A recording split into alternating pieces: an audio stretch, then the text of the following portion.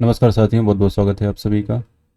UPSC के द्वारा ध्यान रखिएगा, सभी का सपना होता है आईएएस बनने का, लेकिन बहुत सारे बच्चे ऐसे होते हैं जो नहीं बन पाते हैं। लेकिन आपको पता होगा कि यूपीएससी के द्वारा यहाँ पे एक नया नोटिफिकेशन जारी किया गया है। इसके बारे में हम लोग डिस्कस करेंगे और ये एक ऐसी वैकेंसी है, ध्यान रखिएगा, जहाँ पे सिंगल एग्ज़ाम के द्वारा आप एक अच्छी नौकरी पा सकते हो। ठीक है।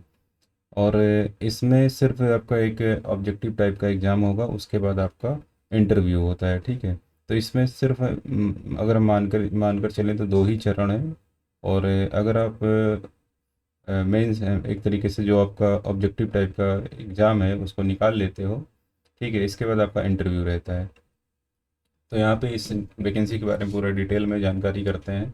तो यहाँ पे ध्यान रखिएगा, जो एग्ज़ाम आपका करवाएगी वो यूपीएससी के द्वारा करवाया जाता है। तो अपने आप में समझ सकते हो इस पद का महत्व कितना है। ठीक है। तो ये जो हम बात करें, ध्यान रखिएगा, ईपीएफओ में जो आप देखते होंगे इन्फोर्समेंट ऑफिसर और अकाउंट ऑफिसर की जो वैकेंसी आती है, हम उसी की ही बात कर रहे हैं। ठीक है। तो आप यहाँ पे देख सकते हैं, ये आपका इन्फोर्समेंट ऑफिसर और account officer employees provident fund organisation, ठीक है, ईपीएफओ में चुने जाते हैं, ministry of labour and employment. ठीक है। वैकेंसी नंबर ये दिया गया है और 156 वैकेंसी है टोटल। ठीक है। ये कितनी vacancy? 156 vacancy for the post of enforcement officer and account officer. ठीक है। तो इसके बारे में थोड़ा डिटेल में हम लोग जान लेते हैं। जैसे कि कैटेगरी वाइज यहाँ पे जो सीट देख पा रहे हो, यूआर की 78 सीट है, ईडब्ल्यूएस की एक सीट है, ओबीसी की आपकी 42 सीट है, एससी की 23 सीट है, एसटी की 12 और पीडब्ल्यूबीडी की 9 सीट है। ठीक है। तो यहाँ पे आपके अकॉर्डिंग यहाँ पे सीट दी गई है। आगे बढ़ते हैं थोड़ा सा और। अब यहाँ पे अगर हम बात करते हैं पे स्केल की, पूरा डिटेल में यहाँ पे बताऊँगा सारी चीज़ें। ठीक है। पे स्केल आपका लेवल 8 का है, तो समझ सकते हो सैलरी अच्छी खासी सैलरी है यहाँ पे। In the pay matrix as per 7th पे कमीशन, ध्यान रखिएगा। ठीक है। इसके बाद एज, आपकी एज जो कैलकुलेशन होगा, ध्यान रखिएगा, 30 साल फॉर यूआर और ईडब्ल्यूएस के लिए, 33 वर्ष है यहाँ पे ओबीसी के लिए, 35 साल यहाँ पे एससी एसटी के लिए है, ध्यान रखिएगा, और 40 साल यहाँ पे पीडब्ल्यूबीडी के लिए है। ठीक है। एसेंशियल क्वालिफिकेशन इसकी क्या है? आप नॉर्मल ग्रेजुएट होने चाहिए, ध्यान रखिएगा, bachelor degree in any subject from recognised university और इंस्टीट्यूट। ठीक है। तो इसके लिए बैचलर डिग्री आपके पास होनी चाहिए। और अगर यहाँ पे बात करी जाए तो the qualification are relaxable at the discretion of the UPSC for the reason to recorded in writing in the case of candidates otherwise well qualified। Duties यहाँ पे बात की है, duty of enforcement officer and account officer inter alia inter alia to look after the work of. देखो इसका काम क्या होता है, हम इसको बता दें कि आपने देखा होगा जो बड़ी बड़ी कंपनियां होती हैं, ठीक है, तो वहाँ पे एक तरीके से आप नाम से जैसे पता पता चल रहा है, इन्फोर्समेंट ऑफिसर अकाउंट ऑफिसर, ठीक है, तो वहाँ पे इनकी ड्यूटी लगती है। एक तरीके से ये चेक करते हैं, चाहे वो लीगल वर्क की बात करें, कैश की बात करें, एडमिनिस्ट्रेशन की बात करें, ठीक है, पेंशन की बात करें, अकाउंट चेक कर सकते हैं, रिकवरी की बात करें, ठीक है, ये सारा चीज़ इनके अंडर कंट्रोल में आती है। ठीक है। मतलब जहाँ पे देखा होगा कि शहरों में जो इंडस्ट्रियाँ होती हैं, ठीक है, वो किसी भी कंपनी में जा कर के वहाँ पे सारी चीज़ें, उसके डॉक्यूमेंट वगैरह चेक कर सकते हैं। ठीक है। कौन? यही जो आपके इन्फोर्समेंट ऑफिसर और अकाउंट ऑफिसर होते हैं। ठीक है। मतलब अपने आप में आप सोच सकते हो कितनी अच्छी जॉब है यहाँ पे। ठीक है। आप फील्ड में रहोगे, फील्ड में जाके चेक करोगे, और एक तरीके से बहुत ही अच्छी जॉब है। अगर हम बात करें ग्रुप बी की, ध्यान रखिएगा, अगर बात करें तो इससे अच्छी पोस्ट कोई नहीं है। ठीक है। इस समय अगर हम बात करें, ठीक है, परमानेंट पोस्ट है, ग्रुप बी की जॉब है। ठीक है। इससे अच्छी शायद ही कोई पोस्ट होगी, ध्यान रखिएगा यहाँ पे। अगर ये किसी कंपनी में या एक तरीके से अगर पहुँच जाए चेक करने के लिए, तो वहाँ पे हड़बड़ी मच जाएगी, ये समझ लीजिए। ठीक है। डर रहेगा कि कोई ना कोई गलती ना निकाल दें। तो आप समझ सकते हो इसकी पावर, एक तरीके से पावरफुल जॉब है ये। ठीक है। अब जैसे एक एग्जांपल के रूप में ले सकते हो, आगरा हो गया आपका, कानपुर हो गया, लखनऊ हो गया, यहाँ पे जो एक इंडस्ट्रियल एरिया एक तरीके से होता है। ठीक है। अगर इनकी गाड़ी उधर घूम जाए, ठीक है, तो एक तरीके से खलबली मच जाएगी उन सब एरिया में। ठीक है। तो अपने आप में बहुत बड़ी पोस्ट है ये। ठीक। आगे बढ़ते हैं।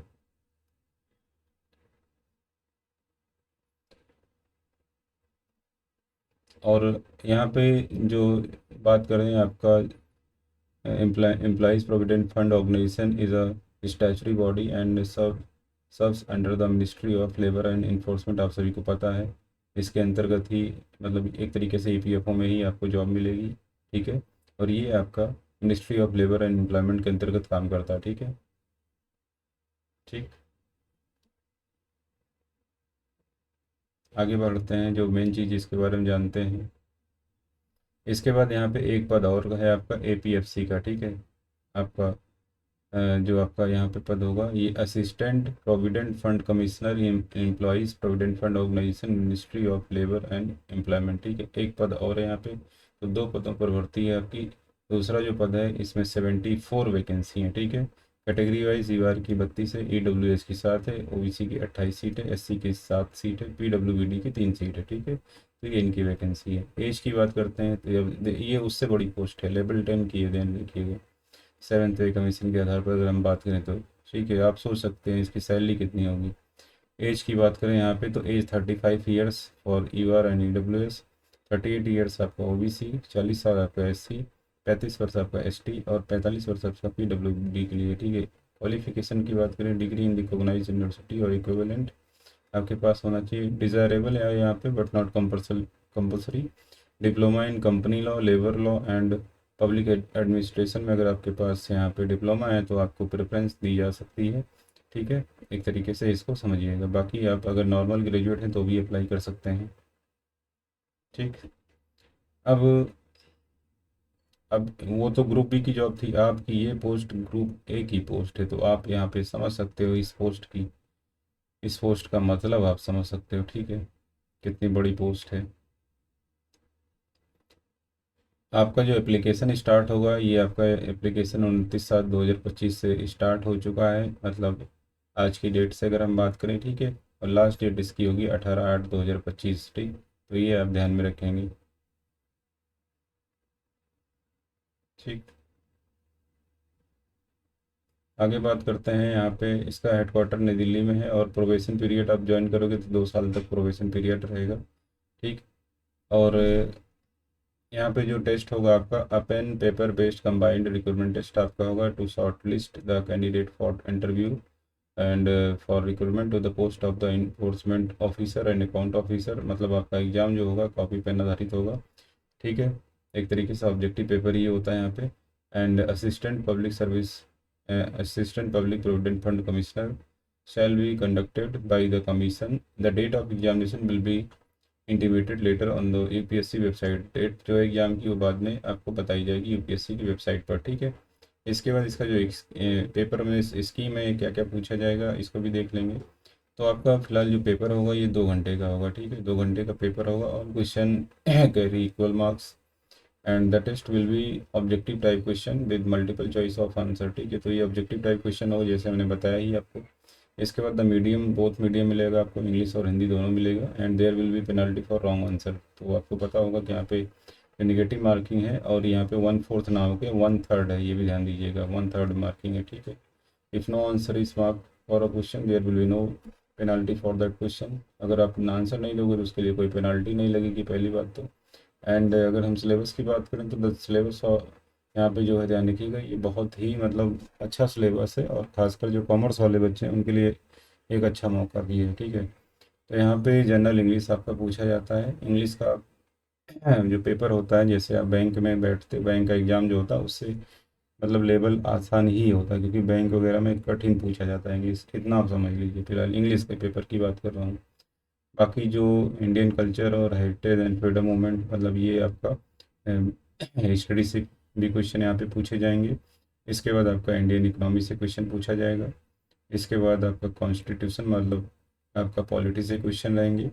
इसके बाद general science and basic knowledge of computer application, question computer से भी रहेगा। इसके बाद elementary mathematics and statics of general mental ability, आपका रीजनिंग और मैथमेटिक्स से भी थोड़ा बहुत क्वेश्चन यहाँ पे मतलब क्वेश्चन रहेंगे, ठीक है। एंड इसके बाद मेन पार्ट आपका जो ये 7th एंड 8th है ये बहुत ही महत्वपूर्ण है। Industrial relation, labour law and social security का क्वेश्चन रहेगा। साथ ही साथ principle of accountancy and auditing and insurance से भी क्वेश्चन इसमें रहेंगे। इसके बाद current event national and international movement से भी क्वेश्चन आपको देखने को मिलेंगे, ठीक है। इंपॉर्टेंट जो है मतलब करंट अफेयर में नेशनल नेशनल एंड इंटरनेशनल ये सब भी आपको देखने को मिलेगा। अब यहाँ पे जो आपका वेटेज रहेगा सिलेक्शन का, ध्यान रखिए कि जो आपका रिटर्न एग्जाम होगा ऑब्जेक्टिव टाइप का उसका 75% और इंटरव्यू का 25%, ठीक है। इन दोनों को एक तरीके से 100 में एक तरीके से चेक करके आपका सिलेक्शन होगा, ठीक है, जो इसका वेटेज है, ठीक है। इसके बाद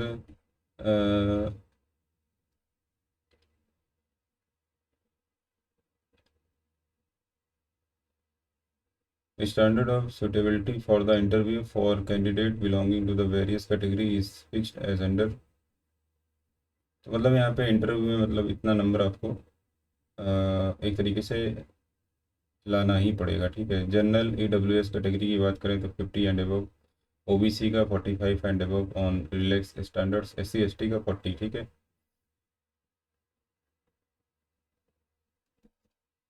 ठीक। इसके बाद आपका ये टेस्ट सेंटर है जहाँ पे आप अपना अप्लाई कर पाओगे, यहाँ पे आप भरोगे टेस्ट देने के लिए, ठीक है। और वेबसाइट पर आपका जो सेंटर है वो दिखाई पड़ेगा कुछ समय बाद, इसको अनाउंस किया जाता है जब आप फॉर्म भर लेते हो। ये मान के चलो कि साल भर के अंदर आपका एग्ज़ाम हो जाएगा, ठीक है, 5-6 महीने के अंदर आपका एग्ज़ाम हो जाएगा, ठीक। बाकी आप UPSC की साइट पर जाके अच्छे से इसको भरिए, अप्लाई करिए और तैयारी करिए, ठीक है। एप्लीकेशन फ़ीस आपकी अगर हम बात करें यहाँ पे तो जैसे कि आप देख पा रहे हो कैंडिडेट्स पर्सन बेंचमार्क डिसेबिलिटी, तो इस तरीके से यहाँ पे फ़ीस दी गई है। देखो बाकी कैटेगरी की अलग अलग यहाँ पे फीस दी गई है, तो 50 रुपीज़ आपकी दी गई है those candidate to wish to apply for the both post. जो दोनों के लिए अप्लाई करना चाहते हैं उनके लिए 50 रुपये है, बाकी के लिए लेने के लिए 25 रुपये फीस है, ठीक है। ये चीज़ यहाँ पे मेंशन करी गई, इसको आप देख लेंगे, ठीक। तो ये रही इस पोस्ट के बारे में महत्वपूर्ण जानकारी। अपने आप में जैसे हमने बताया कि UPSC के द्वारा अगर आप कोई अच्छा मौका तलाश रहे हैं, ठीक है, IAS के अलावा, तो इससे बेटर कोई जॉब नहीं है जो सिंगल एग्ज़ाम के द्वारा आपको सिलेक्शन देती है, ठीक है। तो ये बाकी मेन चीज़ें हमने बता दी हैं, और इधर आपके काम की चीज़ें जो भी हैं इसको देख लेंगे। फिलहाल मेन मेन पॉइंट हमने आपको बता दिया है, ठीक है। तो बहुत बहुत धन्यवाद आप सभी का। एडवर्टीजमेंट के एक बार आप लोग भी अच्छे से पढ़ लें, उसके बाद अप्लाई करेंगे, ठीक है। चलिए फिर वाइंड अप करते हैं यहीं पे। बहुत बहुत धन्यवाद। जो भी बच्चे नए हैं क्लास में, चैनल को सब्सक्राइब करेंगे, लाइक करेंगे, शेयर करेंगे और कमेंट करेंगे और प्रेस करेंगे बेल आइकन, ताकि नोटिफिकेशन आपके पास समय समय पर पहुंचता रहे, ठीक है। बहुत बहुत धन्यवाद।